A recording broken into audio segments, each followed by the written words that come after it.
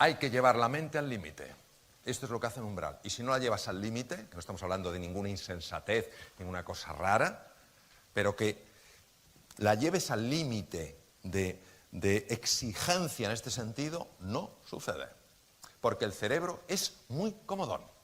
Y si le damos una salida fácil, no buscará una solución.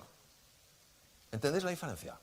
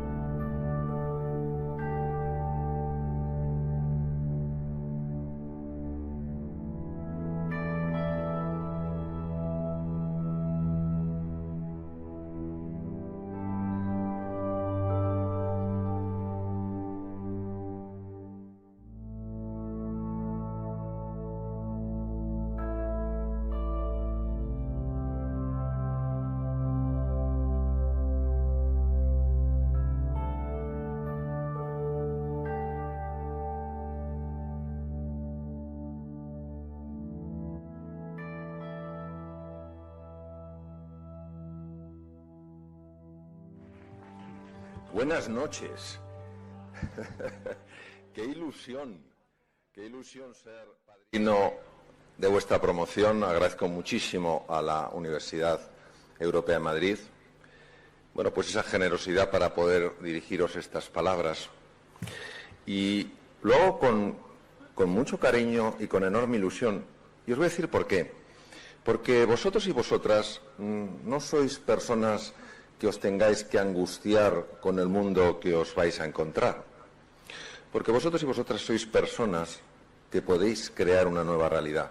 Yo no os veo como seres humanos que exclusivamente estén buscando un trabajo, sino como seres humanos que lógicamente necesitan un trabajo y que, sin embargo, van a utilizar su vida para marcar una diferencia. No olvidemos las palabras de Elizabeth Kubler-Ross, la máxima experta en el mundo en tanatología. Decía que lo que las personas echan en falta en el momento en el que, bueno, se van de este mundo, es haberse atrevido más en la vida. Vosotros no os vais a encontrar un futuro, vosotros lo vais a crear. Lo importante es que seáis conscientes del potencial que tenéis en vuestro interior. Los conocimientos son imprescindibles, no son suficientes. Cualquiera que haya tenido que ir a un hospital porque se encontraba mal o acompañando a un familiar se habrá dado cuenta de que, por supuesto, la técnica, el conocimiento del médico, el conocimiento del cirujano es imprescindible. No es suficiente. Si ese cirujano es distante, si no te sabe comprender, si no te sabe aliviar la angustia, te das cuenta de que falta algo importante. Pues me gustaría hablaros no de lo que sabéis, sino de lo que sois. Y me gustaría hablaros porque creo que es lo que marca la diferencia. Y como muchas veces lo único de lo que nos acordamos son las historias, os voy a contar una historia que yo viví hace muchos años y que me marcó profundamente, bueno, a lo largo de toda mi vida. Veréis, yo cuando estaba en el colegio, la verdad es que no se me daban nada bien los deportes. Era especialmente patoso y era bajito, más bien delgadillo. Y bueno, yo los recreos los pasaba mirando con cierta envidia a aquellos que se les daban bien los deportes, aquellos que jugaban al baloncesto, al balonmano, al fútbol. Y un día en mi colegio decidieron que había que darle más peso al deporte, que no era suficiente los recreos, que había que buscar entrenadores profesionales. Y un buen día nos pusieron en el campo de deportes, y aparecieron los entrenadores profesionales. Y el primero que apareció era el entrenador de fútbol, Dijo, soy el entrenador de fútbol. Bueno, no tuvo que decir nada más. Los futboleros enseguida se lo llevaron volando por ahí. Luego llegó el de baloncesto y escogió, ¿a quién pensáis que escogió? A los altos. Luego llegó el de balonmano y me da la sensación de que escogió a los fuertes. Y quedamos un grupillo ahí de desgraciados, a los que no había elegido nadie, y al cabo de un rato aparece una persona, nos mira de una forma curiosa y nos dice, ¿sabéis lo que sois? Bueno, esto es una pregunta filosófica de primer nivel. ¿Sabéis lo que sois? Pues no. Pues yo os lo diré. Sois basura. Y como a basura os trataré. Y el tío era un tío íntegro, lo que decía lo hacía. Y efectivamente nos fue tratando como a basura de tal manera que yo empecé a odiar los deportes. Mi padre, que era un hombre muy sabio y maravillosa persona, sabía que los deportes son esenciales en la vida. Pero yo tenía tal alergia a los deportes que cualquier intento que hizo para que yo practicara algún deporte se encontraba con la peor de las resistencias. Pero él buscaba. Él sabía que en algún momento encontraría algo que a mí me pudiera interesar. Y por fin topó con algo. Yo ya tengo mucha juventud acumulada. Entonces os voy a hablar de hace muchos años. Acababa de llegar, hacía poco tiempo que había llegado a España un deporte nuevo, radicalmente nuevo, se llamaba el judo. El primer gimnasio de judo que se puso en España se puso en Madrid, en la calle Martínez Campos, se llamaba Gimnasio Samurai. Y lo formó Fernando Franco Sarabia, un cinturón negro tercer dan que se había formado en Japón, en España no había nadie, se había traído 2 cinturones negros. Y bueno, llevamos un tiempo enseñando allí. Entonces mi padre vio aquello y dijo, esto se lo vendo a Mario. Y va y me dice, oye Mario, quiero hablarte de algo. Y digo, papá, ¿no será otro deporte? Me dice, no, es lucha. Digo, me interesa. Y entonces va y me lleva al Gimnasio Samurai. Y yo veo aquello, azul el tatami, todo tapizado de bambú fino y al final un samurái de color rojo y negro, una pasada. Y a mí me colocan un cinturón blanco, muy blanco. Y empiezan a enseñarme una llave que se llama Ogoshi, llave fácil, llave de cintura.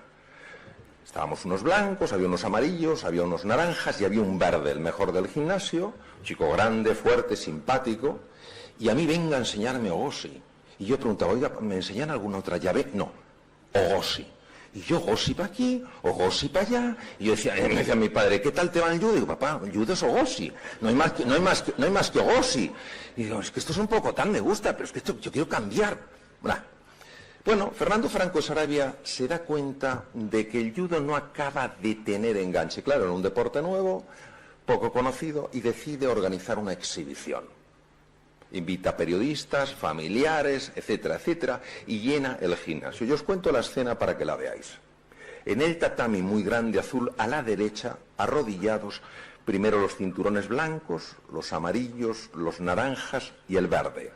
Al fondo, los 3 cinturones negros, Fernando Franco Sarabia y otros 2 cinturones negros, primer dan. A la izquierda, bancos llenos de gente, periodistas, familiares, etcétera. Había ido mi padre. Bien, se trataba de que combatieran 2 cinturones entre sí, a un punto, un ippon, y el que ganaba, pues nada, ganaba y se sentaban allí donde estaba el resto de la gente. Bien, empiezan a llamar a los cinturones blancos. Yo estaba nerviosísimo. Y sacaban los cinturones blancos. Y queda un hueco. Yo en una esquina, hueco, cinturones amarillos, naranjas y el verde.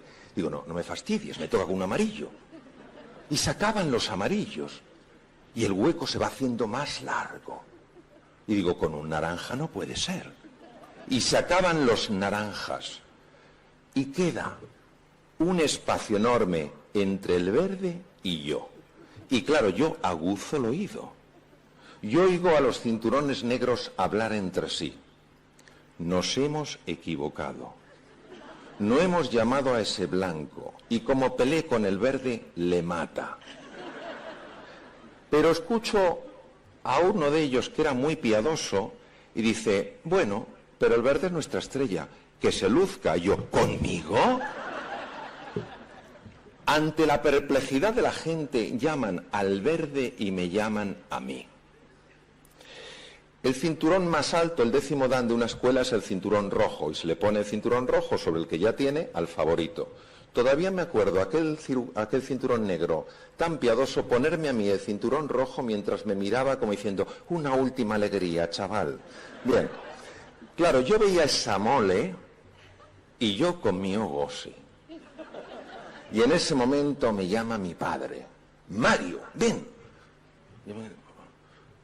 Y me dicen los jueces, sí, ve. Entonces yo voy. Digo, ¿qué quieres, papá? Voy a combatir. Yo en el fondo le decía, voy a morir. Y me dice, Mario, tú puedes vencerle. Y digo, ¿pero le has visto? Y me dice, sí, hazle un ogosi.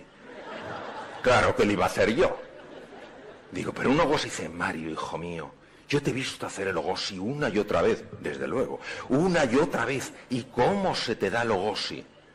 Bueno, cuando yo volví, yo era distinto. Yo no tenía un ogosi, el ogosi me tenía a mí. Nos saludamos y él vino sobrado. Yo le agarré con tal potencia, le hice un ogosi, claro, le levanté por los aires y creí que se mataba de la velocidad que cogió. Le agarré, cayó sobre mi brazo, me lo rompió, pero atención, lo importante. Yo gané el combate. Bien. Bien. Bien. Se produjo un silencio, bueno, dijo, y pon, punto. Se produjo un silencio y se oyó una voz, es imposible. Ha ganado el blanco. Bien. ¿Por qué os cuento esto? Os cuento esto para que sepáis que vuestros conocimientos son muy importantes. Muy importantes. También es muy importante que confiéis en vosotros, que confiéis en vuestras posibilidades. Que un sencillo gosi, cuando lo elevas a la categoría de cojo gosi, consigue lo que no parece posible conseguir. Que tengáis esta confianza, esta firmeza. Sois absolutamente necesarios y necesarias para transformar esta sociedad. Y os voy a contar una segunda historia. Esto ocurrió hace mucho tiempo. A finales del siglo XIX nació en un lugar perdido de Alabama, Tuscumbia, una niña. La pusieron de nombre Elena. Elena nació sin ningún defecto físico, pero a los 16 meses de edad tuvo una escarlatina con una complicación muy rara, con una encefalitis muy severa. El resultado es que la enfermedad dejó a Elena ciega, muda y sorda. Los padres hicieron lo que pudieron para enseñar a esta niña, a la pequeña Elena, el lenguaje de los sordomudos a través del tacto, ya que ella no podía ver. Pero la niña se encerró en una frustración, en una noche oscura, porque no entendía lo que le había pasado, y los padres tiraron la toalla.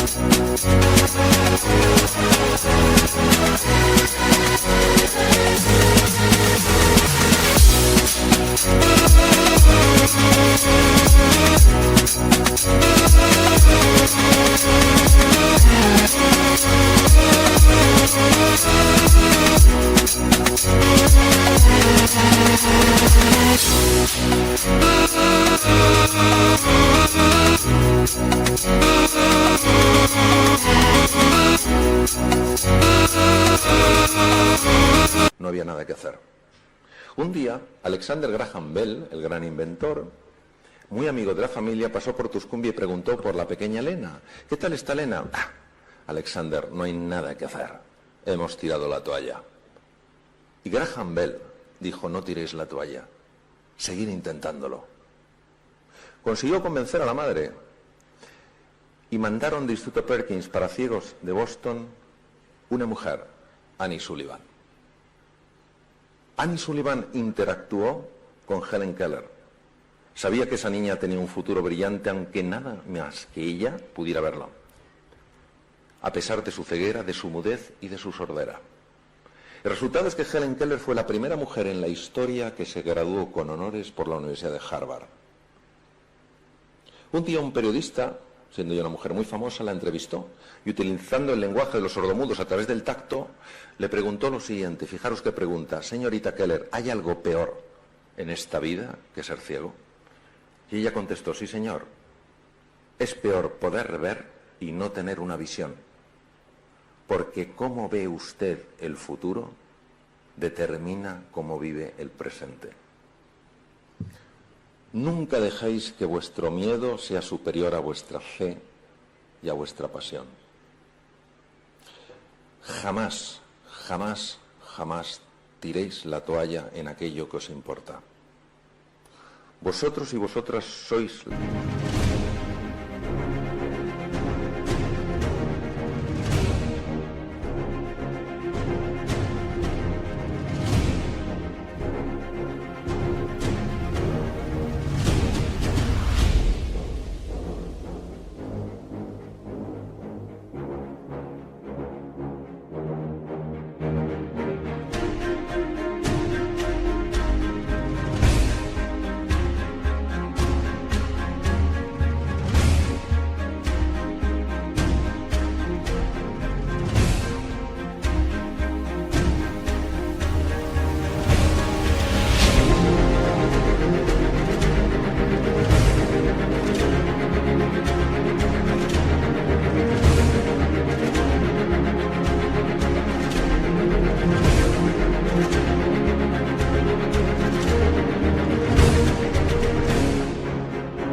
personas que vais a inspirar a muchos otros seres humanos a creer que los sueños nos transforman, que los sueños despliegan toda la grandeza que hay en nuestro interior y que al final creer se convierte en crear.